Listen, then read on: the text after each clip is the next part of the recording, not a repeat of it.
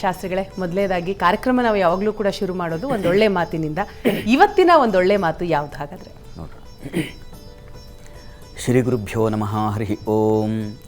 ಮೂರ್ತಿತ್ವೇ ಪರಿಕಲ್ಪಿತ ಶಶಿಭೃತೋ ವರ್ತ್ಮ ಪುನರ್ಜನ್ಮನಾಮಾತ್ಮೇತಿ ಆತ್ಮವಿದಾಂ ಕೃತುಶ್ಚಯ ಜತಾಂ ಭರ್ತ ಅಮರ ಜ್ಯೋತಿಷಾಂ ಲೋಕಾನಾಂ ಪ್ರಳಯೋದ್ಭವ ಸ್ಥಿತಿ ವಿಭುಶ್ಚಾನೈಕಧಾಯ ಶಿರತೋ ವಾಚನ್ನ ಸದದಾತ್ವನೇಕ ಕಿರಣ ತ್ರೈಲೋಕ್ಯ ದೀಪೋ ರವಿಃ. ಸಮಸ್ತ ವೀಕ್ಷಕರಿಗೆ ಶುಭೋದಯ, ಶುಭ ಬೆಳಗು. ಈ ಒಂದು ಭಾನುವಾರದ ಸ್ಫೂರ್ತಿ ಮಾತು ಯಾವುದು? ಗಮನಿಸಿ, ಡಿ ವಿ ಜಿಯವರ ಒಂದು ಒಳ್ಳೆಯ ಮಾತು. ಈ ಮಾತು ಎಲ್ಲರಿಗೆ ಅನ್ವಯ ಆಗ್ತಕ್ಕಂಥದ್ದು.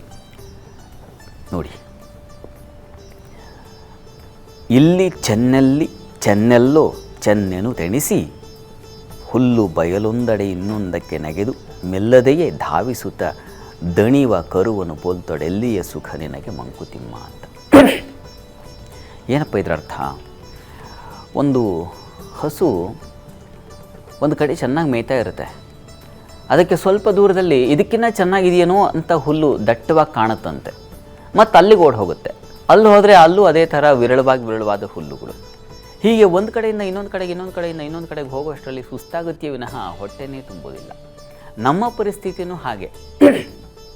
ಏನು, ನಾವು ಒಂದು ಕಡೆ ಕೆಲಸ ಮಾಡ್ತಾ ಇರ್ತೀವಿ ಸಾಮಾನ್ಯವಾಗಿ.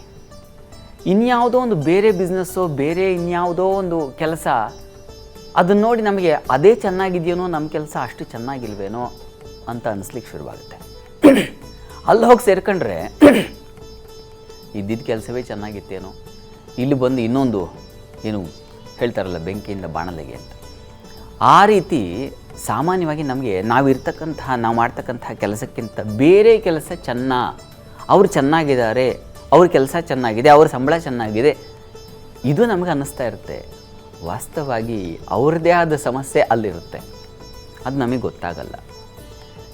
ಇದನ್ನು ಡಿ ವಿ ಜಿಯವರು ಆ ಹಸುವಿನ ಹುಲ್ಲು ಮೇಯುವ ಒಂದು ಸನ್ನಿವೇಶವನ್ನು ಇಟ್ಟುಕೊಂಡು ತುಂಬ ಚೆನ್ನಾದ ಮಾರ್ಗದರ್ಶನ ಮಾಡ್ತಾರೆ.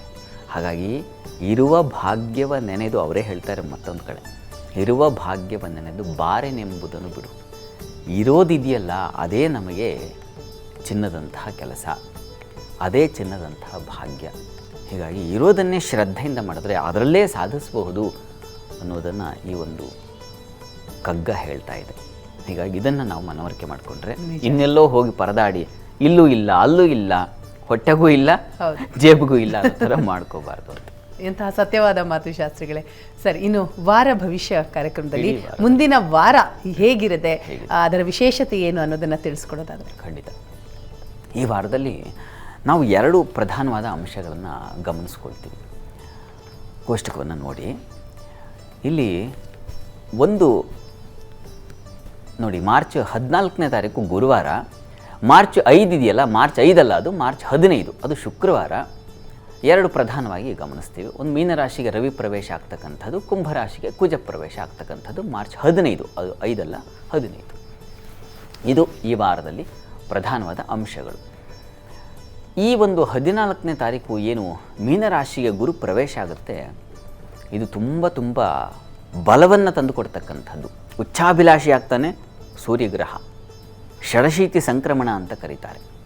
ಆ ಒಂದು ರವಿ ಪ್ರವೇಶ ಆಗ್ತಕ್ಕಂಥದ್ದನ್ನು ಮೀನರಾಶಿಗೆ. ಮೇಷರಾಶಿ ಅವನ ಉಚ್ಚಸ್ಥಾನ. ಹೀಗಾಗಿ ಮೀನರಾಶಿಗೆ ಪ್ರವೇಶವಾಗದ ಕೂಡಲೇ ದಿನಕರ ರುಧಿರವು ಪ್ರವೇಶ ಕಾಲೇ ಅಂತ ಹೇಳುತ್ತೆ. ವರಾಹಮಿಹಿರ ಮಾತಿದು. ಪ್ರಕಿರಣಾಧ್ಯಾಯ ಅಂತ ಒಂದು ಅಧ್ಯಾಯ ಇದೆ. ಅಲ್ಲಿ ಕೊನೆಯದಾಗಿ ಹೇಳ್ತಾರೆ ಗ್ರಹಗಳು ಫಲ ಕೊಡೋದು ಯಾವಾಗ ಅಂತ. ಅದು ರವಿಗೆ ದಿನಕರ ರುಧಿರವು. ಕುಜ ಮತ್ತು ರವಿ ಒಂದು ರಾಶಿಯನ್ನು ಪ್ರವೇಶ ಮಾಡಿದ ಕೂಡಲೇ ಫಲ ಕೊಡೋಕ್ಕೆ ಸಿದ್ಧರಾಗ್ಬಿಡ್ತಾರಂತೆ. ಹೀಗಾಗಿ ಮೀನರಾಶಿಗೆ ಹೋದ ಕೂಡಲೇ ರವಿ ಬಲಿಷ್ಠವಾದ ಹೇಗೂ ಈಗ ಚುನಾವಣಾ ಸಮಯ. ಹೀಗಾಗಿ ರಾಜಕಾರಣಿಗಳಿಗೆ, ಜನನಾಯಕರಿಗೆ, ಜನರೇ ಪ್ರಭುಗಳಲ್ವಾ, ಎಲ್ಲರಿಗೂ ಒಂದು ಬಲವನ್ನು ತಂದುಕೊಡ್ತಕ್ಕಂಥ ಕಾಲವನ್ನು ರವಿ ಏರ್ಪಾಡು ಮಾಡ್ತಾ ಇದ್ದಾನೆ. ಬಹಳ ಸಂತೋಷ. ಇಂಥ ಕಾಲದಲ್ಲಿ ಚುನಾವಣೆ ಕೂಡ ಬಂದಿರತಕ್ಕಂಥದ್ದು. ಇನ್ನು ಕುಜ, ಅವನ ಪರಿವರ್ತನೆ ಕೂಡ ಇದೆ. ಕುಂಭರಾಶಿ ಶನೈಶ್ಚರ, ಅವನ ಶತ್ರುಕ್ಷೇತ್ರ. ಹೀಗಾಗಿ ಸ್ವಲ್ಪ ವ್ಯತ್ಯಾಸಗಳಿದ್ದಾವೆ ಫಲಗಳಲ್ಲಿ. ಇವುಗಳನ್ನೆಲ್ಲ ನಾವು ಅನಂತರದಲ್ಲಿ ಗಮನಿಸ್ತಾ ಹೋಗೋಣ. ಅಂತೂ ಈ ವಾರದಲ್ಲಿ ಇದು ಈ 2 ಪ್ರಧಾನ. ಸರಿ, ಈಗ ಕಾಲರ್ಸ್ ಕೂಡ ರೆಡಿ ಇದ್ದಾರೆ. ಮೊದಲನೆಯ ಕಾಲರ್ ದಾವಣಗೆರೆಯಿಂದ ಸುಧಾ ಅವರು ಕರೆ ಮಾಡಿದ್ದಾರೆ. ನಮಸ್ಕಾರ ಸುಧಾ ಅವರೇ. ನಮಸ್ಕಾರ. ಯಾರ ಬಗ್ಗೆ ಕೇಳಬೇಕಾಗಿತ್ತಮ್ಮ? ನನ್ನ ಮಗನ ಬಗ್ಗೆ. ಮಗನ ಡೇಟ್ ಆಫ್ ಬರ್ತ್ ಹೇಳ್ತೀರಾ? ಡೇಟು 4/2/2 1990. 1990. ರಾಶಿ ನಕ್ಷತ್ರ ಗೊತ್ತಮ್ಮ? ಸಮಯ? ವೃಷಭ ರಾಶಿ, ರೋಹಿಣಿ ನಕ್ಷತ್ರ. ಸಮಯ ಸಮಯ ಹೇಳಿಮ್ಮ. ರಾತ್ರಿ 10:30. ರಾತ್ರಿ 10:30ಕ್ಕೆ. ಭಾನುವಾರ. ಏನು ಕೇಳಬೇಕಾಗಿತ್ತು ಮಗನ ಬಗ್ಗೆ? ಮದುವೆ ಬಗ್ಗೆ ಕೇಳಬೇಕಿತ್ತು. ಮದುವೆಯ ಬಗ್ಗೆ. ಶಾಸ್ತ್ರಿಗಳೇ, ವಿವಾಹದ ಬಗ್ಗೆ ಅವರ ಪ್ರಶ್ನೆ ಇದೆ. ನಮಸ್ಕಾರ ಸುಧಾ ಅವರೇ. ನಮಸ್ತೆ. ನಮಸ್ಕಾರ. ವಿವಾಹದ ಕುರಿತಾಗಿ ಪ್ರಶ್ನೆ ಅಲ್ವಾ? ನೋಡಿ, ಇದು ವಿವಾಹಕ್ಕೆ ಈಗ ಅನುಕೂಲದ ವಾತಾವರಣ ಇದೆಯಾ ಅಂತಂದರೆ, ಸಪ್ತಮಾಧಿಪತಿ ಗುರು ಅಷ್ಟಮದಲ್ಲಿದ್ದಾನೆ. ಆತ ಭಾಗ್ಯಕ್ಕೆ ಬರ್ತಾನೆ ಮೇ ನಂತರದಲ್ಲಿ. ಹೀಗಾಗಿ ಮೇಯಿಂದ ಇವರಿಗೆ ಹೆಚ್ಚಿನ ಫಲಗಳು ಕಾಣಲಿಕ್ಕೆ ಅವಕಾಶ ಖಂಡಿತ ಇದೆ. ಆತಂಕ ಬೇಡ. ಈಗ ಕಾಲವು ಅವರಿಗೆ ಸ್ವಲ್ಪ ನಿಧಾನ ವಿಳಂಬಗತಿಯ ಶನೈಶ್ಚರನ ಒಂದು ಕಾಲ. ಈ ಕಾರಣದಿಂದಾಗಿ ಸ್ವಲ್ಪ ನಿಧಾನಗತಿಯಾಗುತ್ತೆ. ಆತಂಕ ಬೇಡ. ಮೇ ನಂತರದಲ್ಲಿ ಖಂಡಿತ ನಿಶ್ಚಯವಾಗಿ ಅನುಕೂಲ ಆಗುತ್ತೆ. ಇಷ್ಟು ಕಾಲ ಆಗಲಿಲ್ವಲ್ಲಪ್ಪ ಅಂದರೆ ಕಾಲ ಬರದ ಹೊರತು ಯಾವ ಫಲವೂ ಸಿಗಲ್ಲ. ಹೀಗಾಗಿ ನೀವು ಕಂಗಾಲಾಗಬೇಡಿ. ಕಾಲ ಬರುತ್ತೆ. ಮೇ ನಂತರದಲ್ಲಿ ಅವಕಾಶ ಇದೆ. ಕ್ರೋಧಿ ನಾಮ ಸಂವತ್ಸರದಲ್ಲಿ ಇವರು ವಿವಾಹ ಆಗುತ್ತೆ. ಯೋಚನೆ ಮಾಡಬೇಡಿ. ಒಳ್ಳೆಯದಾಗಲಿ. ಇನ್ನು ಮುಂದಿನ ಕರೆ ಬೆಂಗಳೂರಿನಿಂದ ವಾಸಂತಿ ಅವರು ಮಾಡಿದ್ದಾರೆ. ನಮಸ್ಕಾರ ವಾಸಂತಿ ಅವರೇ. ನಮಸ್ಕಾರ ಮೇಡಮ್. ಯಾರ ಬಗ್ಗೆ ಕೇಳಬೇಕಾಗಿತ್ತು? ನನ್ನ ಬಗ್ಗೆನೇ ಕೇಳಬೇಕಾಗಿತ್ತು ಮೇಡಮ್. ತಮ್ಮ ಡೇಟ್ ಆಫ್ ಬರ್ತ್ ಹೇಳ್ತೀರಾ? ಗೊತ್ತಿಲ್ಲ ಮೇಡಮ್. ಗೊತ್ತಿಲ್ಲ. ರಾಶಿ ನಕ್ಷತ್ರ ಗೊತ್ತಮ್ಮ? ವೃಷಭ ರಾಶಿ, ರೋಹಿಣಿ ನಕ್ಷತ್ರ ಅನ್ಕೊಂಡಿದ್ದೀನಿ ಆ ಹೆಸರಿಗೆ. ಸರಿ. ಈಗ 108ರಲ್ಲಿ ಯಾವ್ದಾದ್ರು ಒಂದು ಸಂಖ್ಯೆ ಹೇಳ್ತೀರಾ? 6 ಗುರುಜಿ. 6. ಓಕೆ. ಏನ್ ಕೇಳಬೇಕಾಗಿತ್ತು? ನನ್ನ ಬಗ್ಗೆನೇ ಕೇಳಬೇಕಾಗಿತ್ತು. ನನಗೆ ವೀಸಾ ಅಪ್ಲೈ ಮಾಡಿದ್ದೀನಿ. ನನ್ಗೆ ಈ ಸರ್ತಿ ಸಿಗುತ್ತಾ ಅಂತ ಕೇಳೋಣ. ವೀಸಾ ಅಪ್ಲೈ ಮಾಡಿದ್ದೀರಾ? ವೀಸಾ ಸಿಗುತ್ತಾ ಇಲ್ವಾ ಅಂತ? ಹ್ಞೂ ಗುರುಜಿ. ನೋಡಿ, 2-3 ಸರ್ತಿ ಇಲ್ಲ ಇದಾಯ್ತು, ಫೈಲ್ ಆಯ್ತು. ಅದಕ್ಕೆ ಈ ಸರ್ತಿ ಸೆಪ್ಟೆಂಬರ್ ಅಲ್ಲಿ ಇದೆ, ಸಿಗುತ್ತಾ ಅಂತ ಕೇಳೋಣ. ನೋಡಿ, ನೀವು ಒಂದು ಸಂಖ್ಯೆಯನ್ನು ಹೇಳಿದ್ರಿ. ಆ ಸಂಖ್ಯೆ ಮೇಷ ಲಗ್ನವನ್ನು ಸೂಚಿಸುತ್ತೆ. ಮೇಷ ಲಗ್ನದಲ್ಲಿ ಗುರುವಿದ್ದಾನೆ. ಲಗ್ನದಲ್ಲಿ ಗುರುವಿದ್ದರೆ ಅಂದುಕೊಂಡ ಕಾರ್ಯ ಸಿದ್ಧಿ, ಅದರಲ್ಲಿ ಸಂಶಯ ಇಲ್ಲ ಅಂತ. ಹೀಗಾಗಿ ಚೆನ್ನಾಗಿದೆ. ಮತ್ತು ಆ ಲಗ್ನದ ಅಧಿಪತಿ ಕರ್ಮಸ್ಥಾನದಲ್ಲಿದ್ದಾನೆ, ದಶಮ ಸ್ಥಾನದಲ್ಲಿ. ಇದೆಲ್ಲ ಒಳ್ಳೆಯ ಲಕ್ಷಣ. ಪ್ರಯತ್ನಕ್ಕೆ ಫಲ ಸಿಗುತ್ತೆ. ನಿಮಗೊಂದು ಸರಳವಾದ ಒಂದು ಪರಿಹಾರ ಉಪಾಯ ಹೇಳ್ತೀನಿ. ಈ ವೀಸಾ ಬೇಕು ಅಂತಂದರೆ ನಮ್ಮ ಆಂಧ್ರ ಪ್ರದೇಶದ ಸಮೀಪದಲ್ಲಿ ವೀಸಾ ಬಾಲಾಜಿ ಅಂತಲೇ ಒಂದು ಕ್ಷೇತ್ರ ಇದೆ. ಅಲ್ಲಿಗೆ ಹೋಗಿ ದರ್ಶನ ಮಾಡಿದ್ರೆ ಏನೋ ವೀಸಾ ಬಂದ್ಬಿಡುತ್ತೆ ಅನ್ನೋದು ಮಹಾನ್ ನಂಬಿಕೆ ಇದೆ. ನಾವೆಲ್ಲ ನಂಬಿಕೆ ಮೇಲೆ ನಡೀತಾ ಇದೆ ನಮ್ಮ ಬದುಕೆಲ್ಲ. ಹೀಗಾಗಿ ಒಂದು ಸಲ ನೀವು ಅಲ್ಲಿಗೆ ಹೋಗಿ ಬರಬಹುದು. ಅಲ್ಲಿಗೆ ಹೋದ ಬಂದ ಕೂಡಲೇ ನಿಮ್ಮ ಫಲ ಈಡೇರುತ್ತೆ ಅಂತ ಅನಿಸುತ್ತೆ. ವೀಸಾ ಬಾಲಾಜಿ ಅಂತ ನೀವು ಗೂಗಲಲ್ಲಿ ಸರ್ಚ್ ಮಾಡಿದ್ರೆ ಸಿಗುತ್ತೆ. ಪ್ರಯತ್ನ ಮಾಡಿ. ಒಳ್ಳೆಯದಾಗಲಿ. ಬಹಳ ಇಂಟ್ರೆಸ್ಟಿಂಗ್ ಆಗಿದೆ ಶಾಸ್ತ್ರಿಗಳೇ. ಇನ್ನು ಮುಂದಿನ ಕರೆ ಪುಟ್ಟಮ್ಮ ಅವರು ಕರೆ ಮಾಡಿದ್ದಾರೆ ಬೆಂಗಳೂರಿನಿಂದ. ನಮಸ್ಕಾರ ಪುಟ್ಟಮ್ಮ ಅವರೇ. ನಮಸ್ತೆ ಮೇಡಮ್. ಯಾರ ಬಗ್ಗೆ ಕೇಳಬೇಕಾಗಿತ್ತಮ್ಮ? ನನ್ನ ಮಗನ ಬಗ್ಗೆ. ಮಗನ ಡೇಟ್ ಆಫ್ ಬರ್ತ್ ಹೇಳ್ತೀರಾ? ಮಗನ ಡೇಟ್ ಆಫ್ ಬರ್ತ್ 1997 ಇಸ್ವಿ.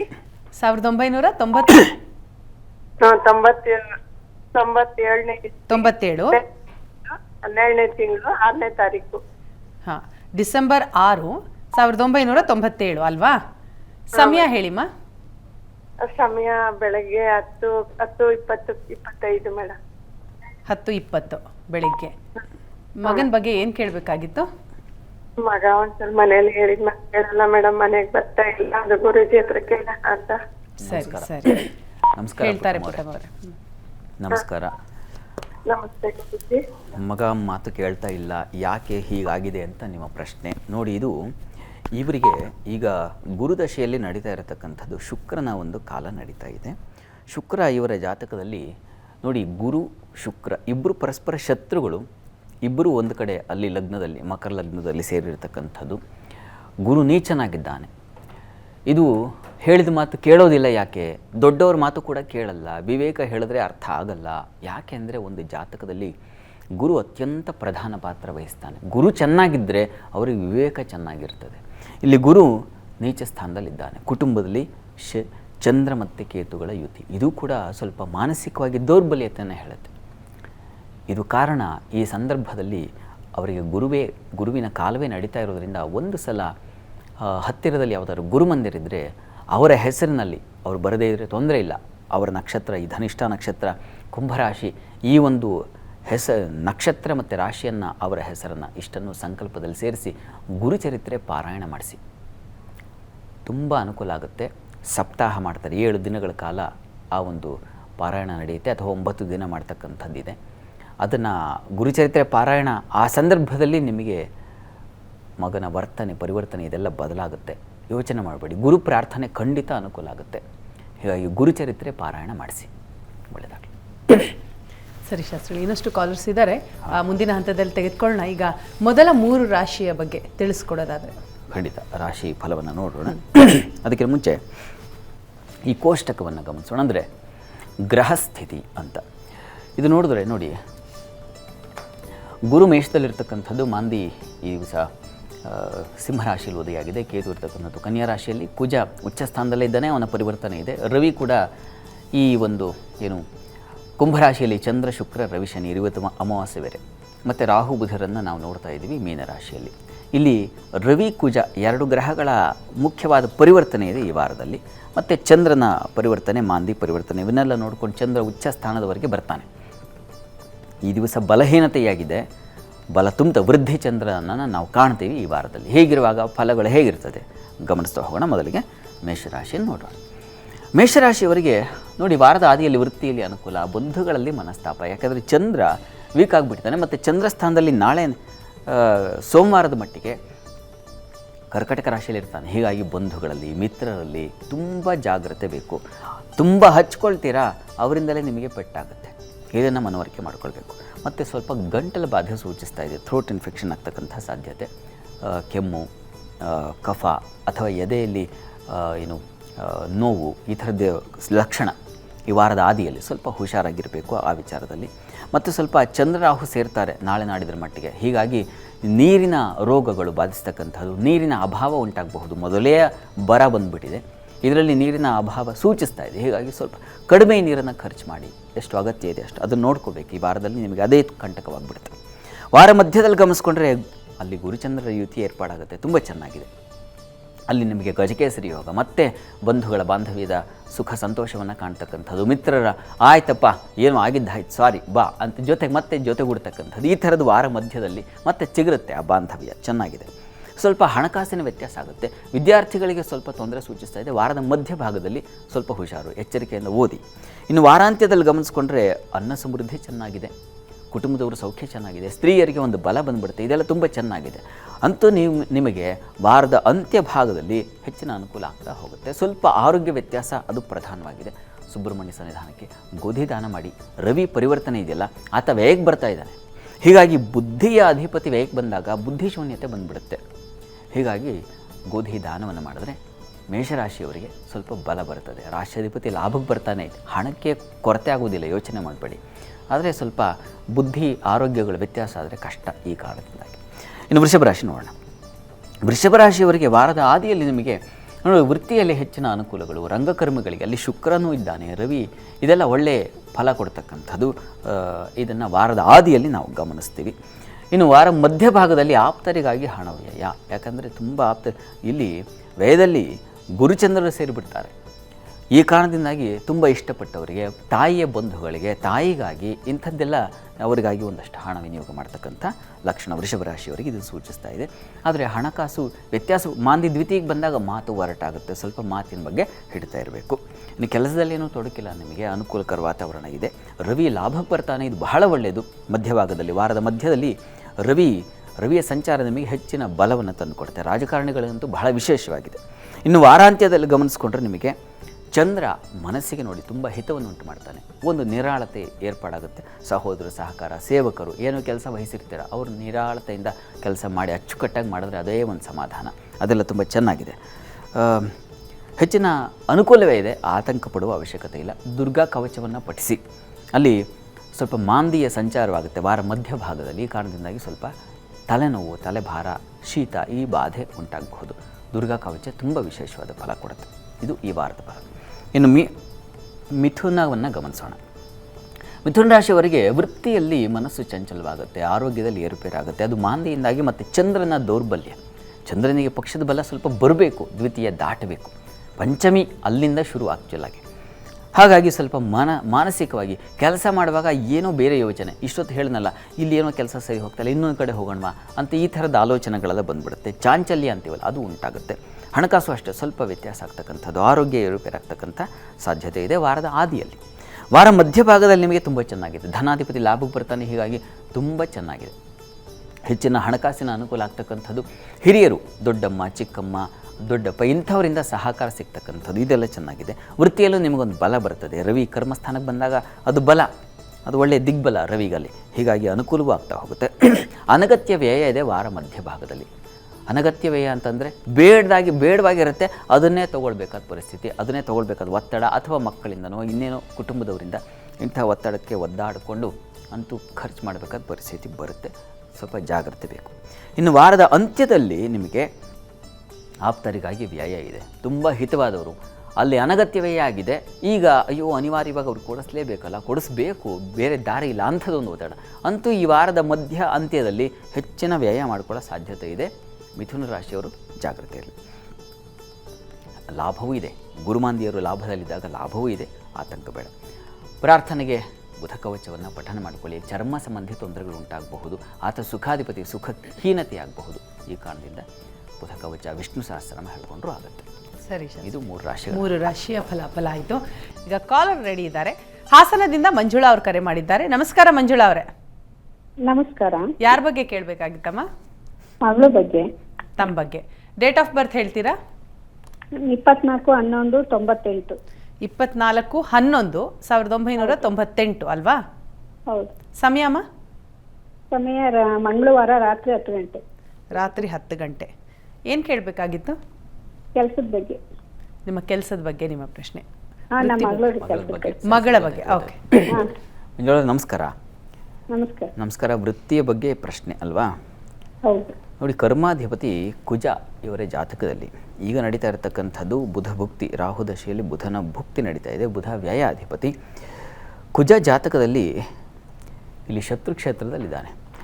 ಅಲ್ಲಿ ಶನೈಶ್ಚರನೂ ಸ್ವಲ್ಪ ನೀಚನಾಗಿದ್ದಾನೆ. ನೋಡಿ, ಹತ್ತಿರದಲ್ಲಿ ಯಾವುದಾದ್ರು ಸುಬ್ರಹ್ಮಣ್ಯ ಸ್ವಾಮಿ ಸನ್ನಿಧಾನ ಇದ್ದರೆ ಸುಬ್ರಹ್ಮಣ್ಯ ಸ್ವಾಮಿಗೆ ಪ್ರತಿ ಮಂಗಳವಾರ ಹೀಗೆ 11 ಮಂಗಳವಾರ ಪಂಚಾಮೃತ ಸೇವೆ ಮಾಡಿಸ್ಲಿಕ್ಕೆ ಹೇಳಿ. ಅವರೇ ಹೋಗಿ ಪಂಚಾಮೃತ ಸೇವೆಯಲ್ಲಿ ಭಾಗಿಯಾಗಬೇಕು, ನೋಡಬೇಕು, ಆ ದರ್ಶನ ಮಾಡಿ ಆ ಸೇವೆ, ಆ ಪ್ರಸಾದ, ತೀರ್ಥ ಅದನ್ನು ತಗೊಳ್ಳಿ. ಅಷ್ಟರೊಳಗೆ ಅವರಿಗೆ ಸ್ವಲ್ಪ ಅನುಕೂಲ ಆಗುತ್ತೆ. ಸ್ವಲ್ಪ ವೀಕಾಗಿದೆ, ಹೀಗಾಗಿ ಯಾವಾಗ ವೀಕಾಗಿರುತ್ತೋ ಆಗ ನಾವು ಹೆಚ್ಚು ಶ್ರಮ ತಗೊಳ್ಬೇಕು, ಹೆಚ್ಚು ಕಾನ್ಸಂಟ್ರೇಟ್ ಮಾಡಬೇಕಾಗತ್ತೆ. ಸಹಜ ತಾನೇ. ಯಾವುದಾದ್ರು ಗಣಿತ ಪತ್ರಿಕೆ ಇದೆ, ಆಗೇನು ಮಾಡ್ತೀವಿ, ಹೆಚ್ಚು 2-3 ದಿನ ರಜಾ ಕೊಡ್ತಾರೆ, ಆಗ ಓದಲಿಕ್ಕೆ ಹೆಚ್ಚು ಪ್ರೆಷರ್ ಆಗ್ತೀವಿ. ಅದೇ ಥರ ಈಗ ವೀಕಾಗಿರ್ತಕ್ಕಂಥ ಸಂದರ್ಭದಲ್ಲಿ ಸ್ವಲ್ಪ ಹೆಚ್ಚು ಪ್ರೆಷರ್ ಮಾಡಿ, ಅಂದರೆ ಹೆಚ್ಚು ಅಧ್ಯಯನ ಮಾಡಬೇಕಾಗತ್ತೆ, ಹೆಚ್ಚು ಅಪ್ಲೈ ಮಾಡಬೇಕಾಗತ್ತೆ. ಹೀಗೆ ಸುಬ್ರಹ್ಮಣ್ಯ ಸ್ವಾಮಿ ಪ್ರಾರ್ಥನೆ ಮಾಡಿ, ತುಂಬ ಅನುಕೂಲ ಆಗುತ್ತೆ. ಒಳ್ಳೆಯದಾಗಲಿ. ಸರಿ ಶಾಸ್ತ್ರಿಗಳೇ, ಈಗ ಹೇಳಿ ಇನ್ನುಳಿದ 3 ರಾಶಿಯ ಬಗ್ಗೆ ತಿಳಿಸ್ಕೊಡೋದು. ನಾನು ಅವ್ರಿಗೆ ಉತ್ತರ ಕೊಡೋಕ್ಕೆ ಹೋಗಿ ಇಲ್ಲಿ 3 ರಾಶಿ ಗಮನಿಸೋಣ. ಇನ್ನು ಕರ್ಕಟಕ, ಸಿಂಹ, ಕನ್ಯಾ ಇವುಗಳನ್ನು ಗಮನಿಸೋಣ. ನೋಡಿ, ಕರ್ಕಟಕ ರಾಶಿಯವರಿಗೆ ವಾರದ ಆದಿಯಲ್ಲಿ ನಿಮಗೆ ಆರೋಗ್ಯ ವ್ಯತ್ಯಾಸ. ಕಾರಣ ಏನಪ್ಪ ಅಂದರೆ ಜನ್ಮದಲ್ಲಿ ಮಾಂದಿ ಉದಿ ಆಗಿಬಿಡುತ್ತೆ, ವ್ಯಯಕ್ಕೆ ಅವನ ಸಂಚಾರ ಇರ್ತದೆ. ಚಂದ್ರನೂ ವೀಕಾಗಿದೆ, ಜನ್ಮಾಧಿಪತಿ ವೀಕಾಗಿದ್ದಾಗ ಏನಾಗುತ್ತೆ, ಸಹಜವಾಗಿ ಮಾನಸಿಕವಾಗಿ ಖಿನ್ನತೆ ಬರುತ್ತೆ. ಸ್ವಲ್ಪ ಆಲೋಚನೆ ಜಾಸ್ತಿ ಮಾಡ್ತೀರಾ. ಯಾವಾಗ ಯೋಚನೆ ಮಾಡ್ತೀರಾ ಸಹಜವಾಗಿ ಆರೋಗ್ಯವೂ ಹಾಳಾಗುತ್ತೆ. ಹೆಲ್ತ್ ಇಶ್ಯೂಸ್ ಇದೆ ಸ್ಟಾರ್ಟಿಂಗ್, ಅಂದರೆ ವಾರದ ಆದಿಯಲ್ಲಿ ಗಮನಿಸಿ. ಇನ್ನು ವಾರ ಮಧ್ಯದಲ್ಲಿ ಗಮನಿಸ್ಕೊಂಡ್ರೆ ಲಾಭದಾಯಕವಾಗಿದೆ. ವಿದೇಶ ವಹಿವಾಟು ಇತ್ಯಾದಿ ಎಲ್ಲ ಚೆನ್ನಾಗಿದೆ, ಅನುಕೂಲಕರವಾಗಿದೆ. ಚಂದ್ರ ಗುರು ಯುತರಾಗಿಬಿಡ್ತಾರೆ, ಅದೆಲ್ಲ ತುಂಬ ಚೆನ್ನಾಗಿದೆ. ಮತ್ತು ಧನಾಧಿಪತಿ ರವಿಯು ಭಾಗ್ಯಕ್ಕೆ ಹೋಗ್ತಾನೆ. ತಂದೆ ಮಕ್ಕಳಲ್ಲಿ ಒಂದು ಸಾಮರಸ್ಯ ಇತ್ಯಾದಿ ಎಲ್ಲ ಕಾಣಲಿಕ್ಕೆ ವಾರ ಮಧ್ಯದಿಂದ ನಿಮಗೆ ಒಳ್ಳೆಯ ಫಲ ಅನ್ನೋದು ಶುರುವಾಗುತ್ತೆ. ಯೋಚನೆ ಮಾಡಬೇಡಿ. ಆದರೆ ಕರ್ಮಾಧಿಪತಿ ಕುಜ ಅಷ್ಟಮಕ್ಕೆ ಬರ್ತಾನೆ. ಕೆಲಸದ ವಿಚಾರದಲ್ಲಿ ಜಾಗೃತರಾಗಿರಬೇಕು. ಅಷ್ಟಮ ನಷ್ಟ ಸ್ಥಾನ, ಹೀಗಾಗಿ ಕೆಲಸದ ವಿಚಾರದಲ್ಲಿ ತುಂಬ ಜಾಗ್ರತೆ ಬೇಕು. ಇನ್ನು ವಾರದ ಅಂತ್ಯದ ಮಟ್ಟಿಗೆ ನೋಡಿ, ಸ್ವಲ್ಪ ಮಟ್ಟಿಗೆ ಕೆಲಸದಲ್ಲಿ ನಮಗೆ ಕಿರಿಕಿರಿ ಆಗುತ್ತೆ, ಸ್ವಲ್ಪ ವಿಘ್ನಗಳು, ತೊಡಕುಗಳು ಬರ್ತಕ್ಕಂಥ ಸಾಧ್ಯತೆ. ಅದರ ಹೊರತಾಗಿ ಚಂದ್ರ ಅಲ್ಲಿ ಲಾಭಸ್ಥಾನಕ್ಕೆ ಬರ್ತಾನೆ, ಅದೆಲ್ಲ ಒಳ್ಳೆಯದು. ಹಾಲು ಹೈನು ವ್ಯಾಪಾರಿಗಳಿಗೆ, ಧಾನ್ಯ ವ್ಯಾಪಾರ, ದ್ರವ ವ್ಯಾಪಾರ ಇದೆಲ್ಲ ತುಂಬ ಚೆನ್ನಾಗಿದೆ. ಅಂತೂ ಕರ್ಕಟಕ ರಾಶಿಯವರಿಗೆ ವಾರ ಮಧ್ಯದಿಂದ ಸ್ವಲ್ಪ ಚಿಗುರ್ತಾ ಹೋಗುತ್ತೆ, ಫಲಗಳೆಲ್ಲ ಚೆನ್ನಾಗಿದೆ, ಆತಂಕ ಬೇಡ. ಇದಕ್ಕೆ ಪರಿಹಾರ ಏನಪ್ಪ ಅಂದರೆ ಸುಬ್ರಹ್ಮಣ್ಯ ಸನ್ನಿಧಾನದಲ್ಲಿ ತೊಗರಿ ದಾನ ಮಾಡಿದ್ರೆ, ಯಾಕೆಂದರೆ ಅಷ್ಟಮನಾಗಲೇ ಹೇಳಿದೆ, ಅಷ್ಟಮಕ್ಕೆ ಹೋಗ್ತಾನೆ ಕರ್ಮಾಧಿಪತಿ. ಇದು ಸ್ವಲ್ಪ ತೊಡಕನ್ನು ಕೊಡುತ್ತೆ ಕೆಲಸದಲ್ಲಿ. ನೀವು ಯಾವುದೇ ಕೆಲಸ ಮಾಡಿ, ಅಡುಗೆ ಮನೆಯಿಂದ ಹಿಡಿದು ನಿಮ್ಮ ಮಾಮೂಲಿ ಕೆಲಸದವರೆಗೆ, ಹೀಗಾಗಿ ತೊಗರಿ ದಾನ ತುಂಬ ಸಹಾಯವಾಗುತ್ತೆ. ಇನ್ನು ಸಿಂಹರಾಶಿ ಗಮನಿಸ್ತಾ ಹೋಗೋಣ. ಸಿಂಹರಾಶಿಯವರಿಗೆ ವಾರದ ಆದಿಯಲ್ಲಿ ನಿಮಗೆ ವೃತ್ತಿಯಲ್ಲಿ ಅನುಕೂಲ ಚೆನ್ನಾಗಿದೆ. ವಸ್ತ್ರ ವಿನ್ಯಾಸ ಕ್ಷೇತ್ರ ಇಂಥದ್ದು ನೋಡಿ, ಅದು ಕಾಸ್ಟ್ಯೂಮ್ ಡಿಸೈನು, ಟೆಕ್ಸ್ಟೈಲ್ ಇಂಥ ಕ್ಷೇತ್ರದಲ್ಲಿ ಕೆಲಸ ಮಾಡೋದು ತುಂಬ ಚೆನ್ನಾಗಿದೆ. ವ್ಯಾಪಾರದಲ್ಲಿ ಅನುಕೂಲ ಆಗ್ತಕ್ಕಂಥ ಸಾಧ್ಯತೆ ಇದೆ. ಇನ್ನು ವಾರ ಮಧ್ಯಭಾಗದಲ್ಲಿ ನಿಮಗೆ ತುಂಬ ಚೆನ್ನಾಗಿದೆ. ದೈವದ ಅನುಕೂಲ, ಕ್ಷೇತ್ರ ದರ್ಶನ ಅಥವಾ ಸಾಧು ಸಂತರ ಭೇಟಿ, ಒಳ್ಳೆಯ ಕೆಲಸಗಳಿಗೆ ಶುಭ ಫಲ, ಅದು ಎಲ್ಲ ತುಂಬ ಚೆನ್ನಾಗಿದೆ. ಆದರೆ ಕೆಲಸದಲ್ಲಿ ಮಾತ್ರ ಸ್ವಲ್ಪ ಕಿರಿಕಿರಿ, ಮಾಂದಿ ಸಂಚಾರ ಇದೆಯಲ್ಲ, ವಾರ ಮಧ್ಯದಲ್ಲಿ ಕೆಲಸ ಕಾರ್ಯಗಳಲ್ಲಿ ಪೂರ್ಣತೆ ಸಿಗೋದಿಲ್ಲ. ಇನ್ನು ವಾರಾಂತ್ಯದಲ್ಲಿ ಗಮನಿಸ್ಕೊಂಡ್ರೆ ನಿಮಗೆ ಅಲ್ಲಿ ನೋಡಿ, ದಾಂಪತ್ಯದಲ್ಲಿ ಸ್ವಲ್ಪ ಅಸಮಾಧಾನಗಳು ಏರ್ಪಾಡಾಗ್ತಕ್ಕಂಥ ಸಾಧ್ಯತೆ, ಮನಸ್ತಾಪಗಳು ಉಂಟಾಗುತ್ತೆ. ವ್ಯಾಪಾರದಲ್ಲೂ ಸ್ವಲ್ಪ ತೊಡಕುಗಳು, ಆದರೆ ಕೆಲಸ ಕಾರ್ಯ ಮಾತ್ರ ತುಂಬ ಚೆನ್ನಾಗಿದೆ. ಸಣ್ಣ ಪುಟ್ಟ ಎಚ್ಚರಿಕೆ ತೊಗೊಂಡ್ರೆ ಸಾಕಾಗುತ್ತೆ. ಈ ರವಿ ನಿಮ್ಮ ರಾಶ್ಯಾಧಿಪತಿ ಅಷ್ಟಮಕ್ಕೆ ಹೋದರೆ ಆರೋಗ್ಯ ವ್ಯತ್ಯಾಸ ಆಗುತ್ತೆ. ಹೀಗಾಗಿ ಶಿವಸಹಸ್ರನಾಮ ಹೇಳ್ಕೊಳ್ಳಿ, ಆದಿತ್ಯ ಹೃದಯವನ್ನು ಹೇಳ್ಕೊಳ್ಳಿ, ಪ್ರತಿ ದಿವಸ ತುಂಬ ಸಹಾಯವಾಗುತ್ತೆ. ಇನ್ನು ಕನ್ಯಾ ರಾಶಿ ಗಮನಿಸ್ತಾ ಹೋಗೋಣ. ಕನ್ಯಾ ರಾಶಿಯವರಿಗೆ ವಾರದ ಆದಿಯಲ್ಲಿ ನೋಡಿ, ವಿಶೇಷ ಲಾಭ, ದಾಂಪತ್ಯದಲ್ಲಿ ಮನಸ್ತಾಪ, ವ್ಯವಹಾರ ಚಟುವಟಿಕೆಗಳಲ್ಲಿ ಹೆಚ್ಚು ತೊಡಗಿಸ್ಕೊಳ್ತೀವಿ, ಕುಟುಂಬವನ್ನು ಮರೆತು ಬಿಡ್ತಕ್ಕಂಥ ಸಾಧ್ಯತೆ ಇದೆ. ತನ್ಮೂಲಕ ಸಮಸ್ಯೆಗಳು ಶುರುವಾಗುತ್ತೆ. ಹೀಗಾಗಿ ಎರಡೂ ಬ್ಯಾಲೆನ್ಸ್ ಮಾಡಬೇಕು, ಅದೇ ಜೀವನ. ವಾರದ ಆದಿಯಲ್ಲಿ ನೀವು ಗಮನಿಸ್ಕೊಳ್ಬೇಕಾಗಿರೋದು ಅದು. ವಾರ ಮಧ್ಯಭಾಗದಲ್ಲಿ ಕನ್ಯಾ ರಾಶಿಯವರಿಗೆ ಸ್ವಲ್ಪ ನೋಡಿ, ಅಲ್ಲಿ ಚಂದ್ರ ಗುರು ಅಷ್ಟಮದಲ್ಲಿರ್ತಾರೆ. ಹೀಗಾಗಿ ಸ್ವಲ್ಪ ಮಾನಸಿಕವಾಗಿ ಗುರುತರವಾದ ಜವಾಬ್ದಾರಿ ಕೊಡ್ತಾರೆ, ಯಾರಾದರೂ ವಹಿಸಿರ್ತಾರೆ, ಅದು ನಿಭಾಯಿಸೋಕ್ಕಾಗದೆ ಸ್ವಲ್ಪ ಸೋತ್ಬಿಡ್ತೀರ, ಅದು ನಿಮ್ಮನ್ನು ಕಾಡ್ತಕ್ಕಂಥ ಸಾಧ್ಯತೆ ಇದೆ. ತಂದೆ ಮಕ್ಕಳಲ್ಲಿ ಭಿನ್ನಾಭಿಪ್ರಾಯಗಳು, ಶುಭ ಕಾರ್ಯಗಳಿಗೆ ವಿಘ್ನಗಳು, ತೊಡಕುಗಳು, ಮೈಲಿಗೆ, ಅಶುಚಿ, ಈ ಥರದ್ದೆಲ್ಲ ನಿಮಗೆ ಸ್ವಲ್ಪ ಏನು ಮಾನಸಿಕವಾಗಿ ಸ್ವಲ್ಪ ದೌರ್ಬಲ್ಯ ಕಾಣ್ತಾ ಇದೆ. ಇನ್ನು ವಾರ ಅಂತ್ಯದಲ್ಲಿ ಗಮನಿಸ್ಕೊಂಡ್ರೆ ಸ್ವಲ್ಪ ಚಿಗುರುತ್ತೆ, ಮತ್ತೆ ಸ್ವಲ್ಪ ಮಟ್ಟಿಗೆ ಚೇತರಿಕೆ ಆಗುತ್ತೆ, ಶುಭ ಕಾರ್ಯಗಳನ್ನು ಕಾಣಲಿಕ್ಕೆ ಅವಕಾಶ ಇದೆ. ಸಾಲ ಬಾಧೆ ಪ್ರಧಾನವಾಗಿ ಕಾಣ್ತಾ ಇದೆ. ಯಾಕೆಂದರೆ ಕುಜ, ನಿಮ್ಮ ರಾಶಿಗೆ ಕುಜ ಅಷ್ಟು ಉಪಕಾರಿ ಅಲ್ಲ. ಅವನು ಈ 6ನೇ ಮನೆಗೆ ಹೋದರೆ ಸಾಲ ಬಾಧೆ ಹೆಚ್ಚು ಮಾಡ್ತಾನೆ. ಹೀಗಾಗಿ ಋಣಮೋಚನ ನರಸಿಂಹ ಸ್ತುತಿಯನ್ನು ಹೇಳ್ಕೊಳ್ಳಿ, ಪ್ರತಿ ದಿವಸ ಹೇಳ್ಕೊಳ್ಳಿ, ಅದು ನಿಮಗೆ ಬೇಕು. ಕನ್ಯಾ ರಾಶಿಯವರಿಗೆ ಮೇ ಬರಬೇಕು, ಅಲ್ಲಿವರೆಗೆ ಸ್ವಲ್ಪ ವೀಕ್ ಇದೆ. ಹೀಗಾಗಿ ವೀಕ್ ಇದ್ದಾಗ ಮೈಯೆಲ್ಲ ಕಣ್ಣಾಗಿರಬೇಕು. ನರಸಿಂಹ ಪ್ರಾರ್ಥನೆ ಮಾಡಿ, ಖಂಡಿತ ಅನುಕೂಲ ಆಗುತ್ತೆ. ಕಾಲರ್ ಇದ್ದಾರೆ, ತುಮಕೂರಿನಿಂದ ಲಕ್ಷ್ಮಮ್ಮ ಅವರು ಕರೆ ಮಾಡಿದ್ದಾರೆ. ನಮಸ್ಕಾರ ಲಕ್ಷ್ಮಮ್ಮ ಅವರೇ. ನಮಸ್ತೆ ಮೇಡಮ್. ಯಾರ ಬಗ್ಗೆ ಕೇಳಬೇಕಾಗಿತ್ತು? ನನ್ನ ಮಗನ ಬಗ್ಗೆ ಕೇಳಬೇಕಿತ್ತು. ಮಗನ ಬಗ್ಗೆ. ಮಗನ ಡೇಟ್ ಆಫ್ ಬರ್ತ್ ಹೇಳ್ತೀರಾ? ಹೇಳ್ತೀನಿ. ಹೇಳಿ ಮ್ಯಾಮ್. 1994. 94. ಸರಿ. 22/11. 22/11. ಸಮಯಮ್ಮ? ಸಂಜೆ 5:40 ಮೇಡಮ್. 5:40 ಸಂಜೆ. ಏನ್ ಕೇಳಬೇಕಾಗಿತ್ತು? ನನ್ನ ಮಗನ ಬಗ್ಗೆ ಕೇಳಬೇಕಾಗಿತ್ತು ಮೇಡಮ್. ಅವನು 30 ವರ್ಷ, ಈಗ UPSC 2 ಸಲ ಇದ್ದಾನೆ. UPSC ಎಕ್ಸಾಮು, ಕಾಂಪಿಟೇಟಿವ್ ಎಕ್ಸಾಮ್ ಓದ್ತಿದ್ದಾನೆ. ಈ ಹತ್ರದಲ್ಲಿ ಬರ್ತಿದೆ, ಮಾರ್ಕ್ಸ್ ಎಲ್ಲ ಚೆನ್ನಾಗ್ ಬರ್ತಿದೆ, ಇಂಟರ್ವ್ಯೂ ಚೆನ್ನಾಗ್ ಆಗ್ತಿದೆ, ಕೈಗೆ ಸೇರ್ತಿಲ್ಲ. ಈಗ ಅದೇ ಮೇಡಮ್, 30 ವರ್ಷದಲ್ಲಿದೆ ಅವನು. UPSC 2 ಸಲ ಬರ್ತಿದ್ದಾನೆ, ಮತ್ತೆ ಈಗ ಕಾಲ್ ಮಾಡಿದ್ದಾರೆ, ಬರಿಬೇಕಂತಿದ್ದಾನೆ. ನಾವು ಸಾಕಪ್ಪ ಅಂತಿದೀವಿ. ಇಲ್ಲ, ನಾನು ಬರಿಬೇಕಂತಿದ್ದಾನೆ.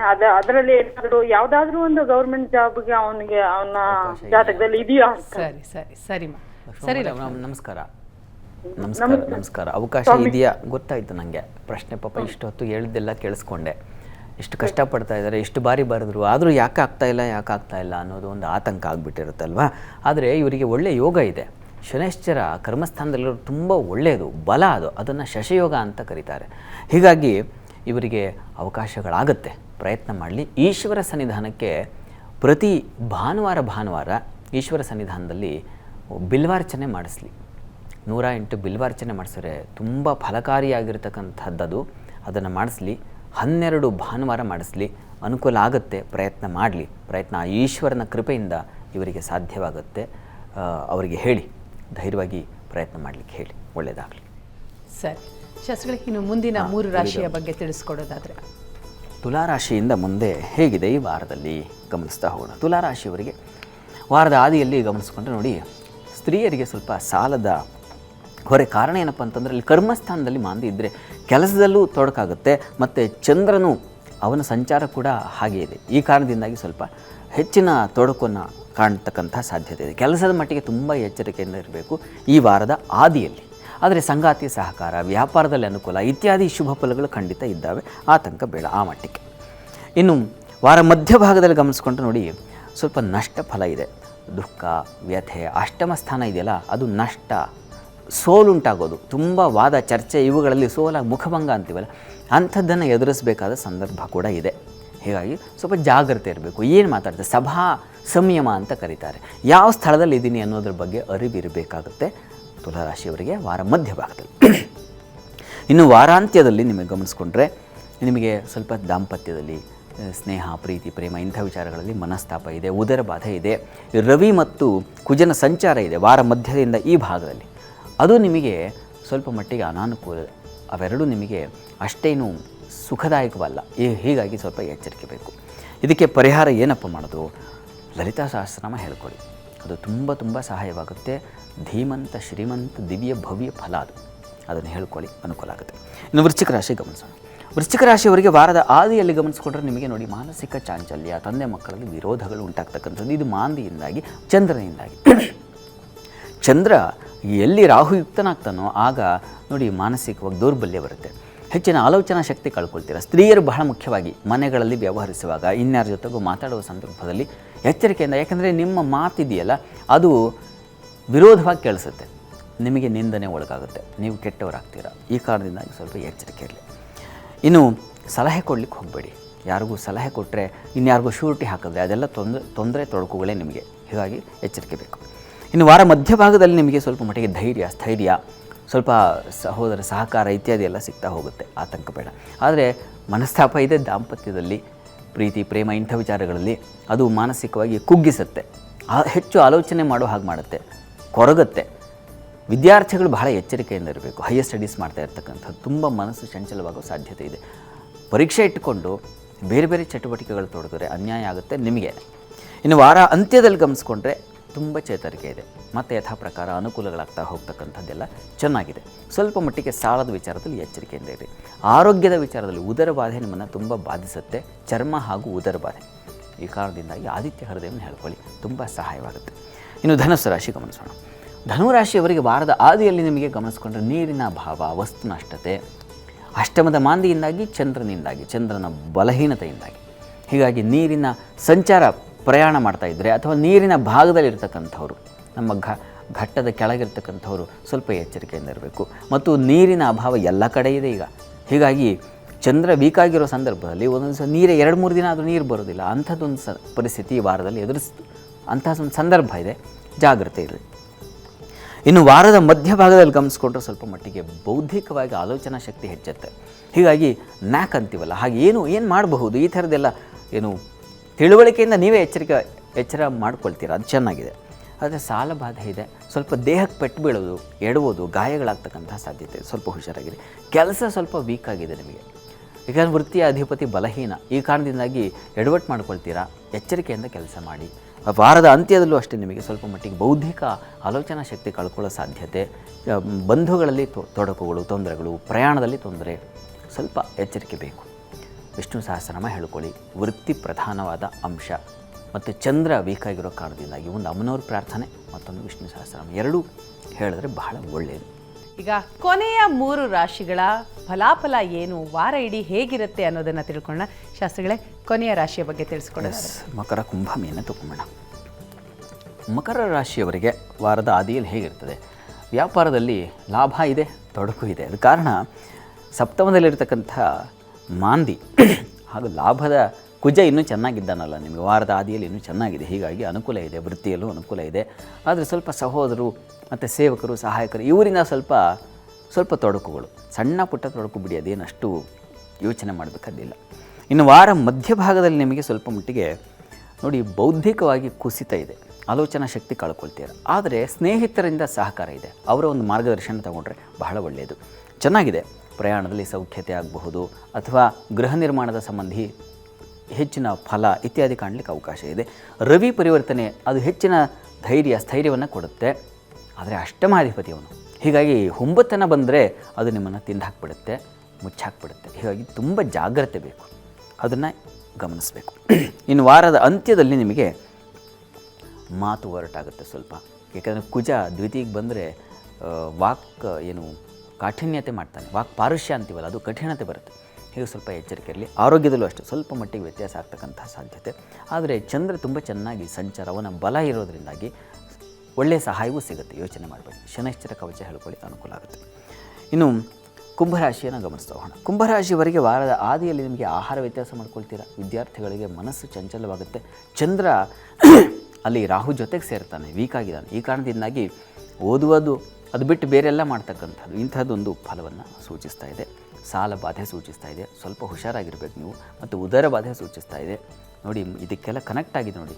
ಆಹಾರ, ಮನಸ್ಸು, ಉದರ ಇವೆರಡೂ ನಿಮಗೆ ಈ ಮೂರು ನಿಮಗೆ ವಾರದ ಆದಿಯಲ್ಲಿ ತೊಂದರೆಗಳು, ಎಚ್ಚರಿಕೆ ಬೇಕು. ಇನ್ನು ವಾರದ ಮಧ್ಯಭಾಗದಲ್ಲಿ ನಿಮಗೆ ರವಿ ಸಂಚಾರ ಇದೆ, ಕುಜನ ಪರಿವರ್ತನೆಯನ್ನು ಕಾಣ್ತೀವಿ. ಸ್ವಲ್ಪ ಮಟ್ಟಿಗೆ ಧೈರ್ಯ, ಸ್ಥೈರ್ಯ ಸ್ವಲ್ಪ ಚೇತರಿಸ್ಕೊಳ್ತೀರಾ. ಗುರುಚಂದ್ರನ ಯುತಿ ನಿಮಗೆ ಸ್ವಲ್ಪ ಸಹಾಯ ಮಾಡುತ್ತೆ. ಆದರೆ ಪ್ರಯಾಣದಲ್ಲಿ ಎಚ್ಚರಿಕೆ ಇರಬೇಕು. ಬಂಧು ಮಿತ್ರರಲ್ಲಿ ಸ್ವಲ್ಪ ಹುಷಾರಾಗಿರಬೇಕು. ಅವರ ಸಹಕಾರ ಇಲ್ಲ ಅಂತಲ್ಲ, ಇದೆ, ಆದರೆ ಎಚ್ಚರಿಕೆ ಇರಲಿ ಅವ್ರ ಜೊತೆಗೆ. ಇನ್ನು ವಾರದ ಅಂತ್ಯದಲ್ಲಿ ನಿಮಗೆ ಖಂಡಿತ ಚೆನ್ನಾಗಿದೆ, ಹೆಚ್ಚಿನ ಅನುಕೂಲ ಹೋಗ್ತಕ್ಕಂಥ ಸಾಧ್ಯತೆ. ವಾರ ಮಧ್ಯದವರೆಗೆ ಸ್ವಲ್ಪ ತೊಡಕಷ್ಟೇ. ನೀವು ಕೂಡ ಶನೈಶ್ಚರ ಕವಚವನ್ನು ಹೇಳ್ಕೊಳ್ಳಿ. ಆರೋಗ್ಯದ ದೃಷ್ಟಿಯಿಂದ ಸ್ವಲ್ಪ ನಿಮಗೆ ಸಹಾಯವಾಗುತ್ತೆ, ಅಷ್ಟು ಸಾಕಾಗುತ್ತೆ. ಇನ್ನು ಮೀನರಾಶಿ ಗಮನಿಸೋಣ. ಮೀನರಾಶಿಯವರಿಗೆ ನೋಡಿ, ವಾರದ ಆದಿಯಲ್ಲಿ ನಿಮಗೆ ವೃತ್ತಿಯಲ್ಲಿ ಅನುಕೂಲ ಚೆನ್ನಾಗಿದೆ. ಆರೋಗ್ಯ ವ್ಯತ್ಯಾಸ, ಅದು ಅಲ್ಲೂ ಕಣ್ಣಿನ ಬಾಧೆ, ನೀರಿನ ರೋಗಗಳು ಅಂತೀವಲ್ಲ, ನೀರು ತುಂಬಿಕೊಳ್ತಕ್ಕಂಥದ್ದು, ಈ ಥರದ್ದೆಲ್ಲ ಸ್ವಲ್ಪ ಸಮಸ್ಯೆಗಳಾಗಬಹುದು. ಚರ್ಮ ಸಂಬಂಧಿ ತೊಂದರೆಗಳಾಗಬಹುದು, ಸ್ವಲ್ಪ ಹುಷಾರಾಗಿರಿ. ಇನ್ನು ವಾರದ ಮಧ್ಯಭಾಗದಲ್ಲಿ ತುಂಬ ಚೆನ್ನಾಗಿದೆ. ಕುಟುಂಬದಲ್ಲಿ ಸಹಕಾರ, ಹಣಕಾಸಿನ ಸಮೃದ್ಧತೆ, ಬಂಧುಗಳ ಸಹಕಾರ, ಅನ್ನ ಸಮೃದ್ಧಿ ಇದೆಲ್ಲ ತುಂಬ ಚೆನ್ನಾಗಿದೆ. ವಾರ ಮಧ್ಯಭಾಗ ನಿಮಗೆ ತುಂಬ ಚೆನ್ನಾಗಿದೆ. ಸ್ವಲ್ಪ ಭಯದ ವಾತಾವರಣ ಇರ್ತದೆ, ಆಂಜನೇಯನ ಪ್ರಾರ್ಥನೆ ಮಾಡ್ಕೊಳ್ಳಿ. ಇನ್ನು ವಾರದ ಅಂತ್ಯ ಭಾಗದಲ್ಲಿ ನಿಮಗೆ ಯಥಾ ಪ್ರಕಾರ ಮತ್ತೆ ಚೆನ್ನಾಗಿದೆ. ಸಹೋದರ ಸಹಕಾರ ಆಗಬಹುದು, ವೃತ್ತಿಯಲ್ಲಿ ಅನುಕೂಲ ಇತ್ಯಾದಿ ಎಲ್ಲ ಚೆನ್ನಾಗಿದೆ. ಆದರೆ ಅಲರ್ಜಿ, ನೀರಿನ ಬಾಧೆ ತಪ್ಪಿದ್ದಲ್ಲ. ಇದರ ಬಗ್ಗೆ ಗಮನ ಇರಬೇಕು. ರವಿ ಬರ್ತಾ ಇದ್ದಾನೆ ಜನ್ಮಕ್ಕೆ, ಸ್ವಲ್ಪ ಮಟ್ಟಿಗೆ ಸಾಲ ಅದು ನಿಮಗೆ ಸೂಚಿಸ್ತಾ ಇದೆ. ಹೀಗಾಗಿ ಸ್ವಲ್ಪ ಹುಷಾರಾಗಿರಿ. ಆರೋಗ್ಯದ ದೃಷ್ಟಿಯಿಂದ ಆದಿತ್ಯ ಹೃದಯವನ್ನು ನೀವು ಹೇಳ್ಕೊಳ್ಳಿ, ಅದು ಹೆಚ್ಚಿನ ಅನುಕೂಲವನ್ನು ಮಾಡಿಕೊಡುತ್ತೆ. ಹೆಚ್ಚಿನ ತೊಡಕಿಲ್ಲ, ಯೋಚನೆ ಮಾಡಬೇಡಿ. ಆರೋಗ್ಯವನ್ನು ಕಾಪಾಡಿಕೊಂಡ್ರೆ ಸಾಕಾಗುತ್ತೆ. ಮುರಳೀಧರ್ ಅವರು ಕರೆ ಮಾಡಿದ್ದಾರೆ ಬಾಗಲಕೋಟೆಯಿಂದ. ನಮಸ್ಕಾರ ಮುರಳೀಧರ್ ಅವರೇ. ನಮಸ್ಕಾರ. ಯಾರ ಬಗ್ಗೆ ಕೇಳಬೇಕಾಗಿತ್ತು? ನಮ್ಮ ಮಗನ ವಿಷಯ ಕೇಳಬೇಕಾಗಿತ್ತು ಮೇಡಮ್. ಮಗನ ಬಗ್ಗೆ. ಮಗನ ಡೇಟ್ ಆಫ್ ಬರ್ತ್ ಹೇಳಿ ಸರ್. ಡೇಟ್ ಆಫ್ 16/11/1994 ರೀ. 16/11/1994. ಸಮಯ 8:12 ಮುಂಜಾನೆ, ಬೆಳಿಗ್ಗೆ 8 ಗಂಟೆ 12 ನಿಮಿಷ. 12 ಗಂಟೆಗೆ. ಹ್ಞೂ. ಏನ್ ಕೇಳ್ಬೇಕಾಗಿತ್ತು ಸರ್ ಮಗನ ಬಗ್ಗೆ? ಅವ್ನ ಸ್ವಲ್ಪ ಅಂದ್ರೆ ಇನ್ನೂ ತಕ್ಕ ಮ್ಯಾರೇಜ್ ಸ್ವಲ್ಪ ಕೂಡುವಲ್ತ್ರಿ, ಅದ್ರ ಸಂಬಂಧ ನಾ ಸ್ವಲ್ಪ ಕೇಳ್ಬೇಕಾಗಿತ್ತು ರೀ. ನಾಲ್ಗೆ ಕೂರ್ವಲ್ತಾ? ಅಲ್ಲ ಮ್ಯಾರೇಜ್ ಮ್ಯಾರೇಜ್. ಸರಿ ಸರಿ ಸರಿ, ಓಕೆ. ವಿವಾಹದ ಬಗ್ಗೆ ಪ್ರಶ್ನೆ ಕೇಳ್ತೀನಿ. ನಮಸ್ಕಾರ. ಸ್ವಲ್ಪ ಏನಾದ್ರು ಕೂಡ ಹುನ್ನಾಗಿ ಆಗವಲ್ತ್ರಿ. ನಮಸ್ಕಾರ ಮುರಳೀಧರವ್ರೆ. ಗೊತ್ತಾಯ್ತು ನಿಮ್ಮ ಪ್ರಶ್ನೆ ನಂಗೆ ಅರ್ಥ ಆಯಿತು. ವಿವಾಹ ಯಾವಾಗ ಅನುಕೂಲ ಆಗುತ್ತೆ ಅಂತ ನಿಮ್ಮ ಪ್ರಶ್ನೆ ಅಲ್ವಾ? ನೋಡಿ, ಈಗ ಅವರಿಗೆ ಚಂದ್ರದಶೆಯಲ್ಲಿ ಶುಕ್ರ ಭಕ್ತಿ ನಡೀತಾ ಇದೆ. ಶುಕ್ರ ಅವರಿಗೆ ಸಪ್ತಮಾಧಿಪತಿ, ವಿವಾಹವನ್ನು ಏರ್ಪಾಡು ಮಾಡ್ತಕ್ಕಂಥವನ ಕಾಲವೇ ನಡೀತಾ ಇದೆ. ಹೀಗಾಗಿ ಕಂಗಾಲಾಗಬೇಡಿ. ಆಗಸ್ಟ್ವರೆಗೆ ಆ ಫಲ ಇದೆ. ಆಗಸ್ಟ್ ಒಳಗೆ ಆಗುವ ಸಾಧ್ಯತೆ ಹೆಚ್ಚಾಗಿದೆ, ಆಗುತ್ತೆ ಕೂಡ. ಹೀಗಾಗಿ ಯೋಚನೆ ಬೇಡ, ಆಗಸ್ಟ್ ಒಳಗೆ ಆಗುತ್ತೆ, ಧೈರ್ಯವಾಗಿರಿ. ಏನೂ ಅಂತಹ ತೊಡಕುಗಳು ಕೂಡ ಇಲ್ಲಿ ಜಾತಕದಲ್ಲಿ ಇಲ್ಲ. ಹೀಗಾಗಿ ತೊಡಕಿಲ್ಲದಾಗ ಫಲ ನಿರೀಕ್ಷೆ ಮಾಡಬಹುದು. ಈಗ ಕಾಲ ಬಂದಿದೆ, ಅವಕಾಶ ಆಗುತ್ತೆ, ಆಗಸ್ಟ್ ಒಳಗೆ ಆಗುತ್ತೆ, ಧೈರ್ಯವಾಗಿರಿ. ಸರಿ, ಧನ್ಯವಾದಗಳು ಮುರಳೀಧರ್ ಅವರ ಕರೆ ಮಾಡಿದ್ದಕ್ಕೆ. ಶಾಸ್ತ್ರಿಗಳು, ಈಗ ಕಾರ್ಯಕ್ರಮದ ಕೊನೆಯಲ್ಲಿದ್ದೀವಿ. ಕೊನೆಯಲ್ಲಿ ಮಂತ್ರದ ಬಗ್ಗೆ ನೀವು ತಿಳಿಸ್ಕೊಡ್ತೀರಿ. ಇವತ್ತು ವಾಕ್ ಚಾತುರ್ಯದ ಮಂತ್ರ. ಹೌದು, ಚೆನ್ನಾಗಿ ಮಾತಾಡಬೇಕು ಅಂತಿದ್ದರೆ ಚೆನ್ನಾಗಿ ಬರೀಬೇಕು. ನಾನು ಯಾವುದನ್ನು ಮಿಸ್ ಮಾಡಬಾರ್ದು. ನಾನು ಏನನ್ನು ಓದಿದ್ದೀನೋ ಅದನ್ನು ಚೆನ್ನಾಗಿ ಬರೆದು ಬಿಡಬೇಕು. ಅಥವಾ ನಾನು ಏನೇನು ನಾನು ನೋಟ್ಸ್ ಮಾಡ್ಕೊಂಡಿದ್ದೀನೋ ಅದನ್ನು ಚೆನ್ನಾಗಿ ಎಕ್ಸ್ಪ್ಲೇನ್ ಮಾಡಬೇಕು. ಒಂದು ಸಭೆಯಲ್ಲೋ ಮತ್ತೊಂದು ಕಡೆನೋ ಏನೋ ಹೇಳಬೇಕು ಅಂತ ಮನಸ್ಸಿರ್ತದೆ, ಆದರೆ ಸಭಾ ಕಂಪನ ಆಗಿಬಿಡುತ್ತೆ. ಅಲ್ಲಿ ಹೋದ ತಕ್ಷಣ ಈಗೆಲ್ಲ ಮರೆತು ಹೋಗ್ಬಿಡ್ತೀವಿ. ವಾಕ್ ಶಕ್ತಿ ಅದಕ್ಕೆ ಬೇಕಾಗತ್ತೆ. ಅದಕ್ಕಾಗಿ ಒಂದು ಮಂತ್ರೋಪಾಸನೆ ಪ್ರತಿ ದಿವಸ ಇದನ್ನು 16 ಬಾರಿ ನೀವು ಹೇಳ್ಕೊಳ್ಬಹುದು. ಒಂದು ಶ್ರದ್ಧೆ ಬೇಕು. ಒಂದು ಕಡೆ ಅಚ್ಚುಕಟ್ಟಾಗಿ ಈಶಾನ್ಯ ಭಾಗದಲ್ಲಿ ಕೂತ್ಕೊಂಡು, ಒಂದು ಮಣೆ ಮೇಲೆ ಚಾಪೆ ಮೇಲೆ ಕೂತ್ಕೊಂಡು ಅಚ್ಚುಕಟ್ಟಾಗಿ ಈ ಮಂತ್ರವನ್ನು ಹೇಳ್ಕೊಳ್ಳಿ. ಮಂತ್ರ ನೋಡಿ: ಯಾದೇವಿ ಸ್ತೂಯತೆ ನಿತ್ಯಂ ಬ್ರಹ್ಮೇಂದ್ರ ಸುರಕಿನ್ನರೈಹಿ ಸಾ ಮಮೇವಾಸ್ತು ಜಿಹ್ವಾಗ್ರೆ ಪದ್ಮಹಸ್ತ ಸರಸ್ವತಿ ಅಂತ. ಇದು ಮಂತ್ರ ತುಂಬ ವಿಶಿಷ್ಟ ಶಕ್ತಿಯನ್ನು ಕೊಡ್ತಕ್ಕಂಥದ್ದು. ನಿಮ್ಮ ನಾಲಿಗೆಯಲ್ಲಿ ಸರಸ್ವತಿ ನಲಿದಾಡಿ ಏನನ್ನು ಹೇಳಬೇಕು, ಎಷ್ಟನ್ನು ಹೇಳಬೇಕು, ಯಾವ ಸಂದರ್ಭದಲ್ಲಿ ಏನನ್ನು ಪ್ರಕಟ ಮಾಡಬೇಕು, ಅದೆಲ್ಲವನ್ನು ಈ ಮಂತ್ರ ನಿಮಗೆ ಪೂರೈಸುತ್ತೆ. ಈ ಮಂತ್ರವನ್ನು ಹೇಳ್ಕೊಳ್ಳಿ. ಅಂಥದ್ದೊಂದು ಶಕ್ತಿ ನಿಮಗೆ ಪ್ರದವಾಗುತ್ತೆ. ಅದರಿಂದ ನೀವು ಪ್ರಖ್ಯಾತರಾಗಿಬಿಡ್ತೀರಿ. ಇದು ಈ ವಾರದ ವಿಶೇಷವಾದ ಮಂತ್ರ. ಸರಿ ಶಾಸ್ತ್ರಿಗಳೇ, ಸಾಕಷ್ಟು ವಿಚಾರವನ್ನು ಇವತ್ತಿನ ಸಂಚಿಕೆಯಲ್ಲಿ ತಿಳಿಸ್ಕೊಟ್ಟಿದ್ದೀರಿ. ತುಂಬ ಧನ್ಯವಾದಗಳು ತಮಗೆ. ಸರ್ವೇ ಜನಾಃ ಸುಖಿನೋ ಭವಂತು, ಸಮಸ್ತ ಸನ್ಮಂಗಳಾನಿ ಭವಂತು. ಎಲ್ಲರಿಗೂ ಶುಭವಾಗಲಿ. ಇದಾಗಿತ್ತು ಇವತ್ತಿನ ವಾರ ಭವಿಷ್ಯ ಕಾರ್ಯಕ್ರಮ. ನೇರ, ದಿಟ್ಟ, ನಿರಂತರ ಸುದ್ದಿಗಾಗಿ ನೋಡ್ತಾ ಇರಿ ಏಷ್ಯಾನೆಟ್ ಸುವರ್ಣ ನ್ಯೂಸ್.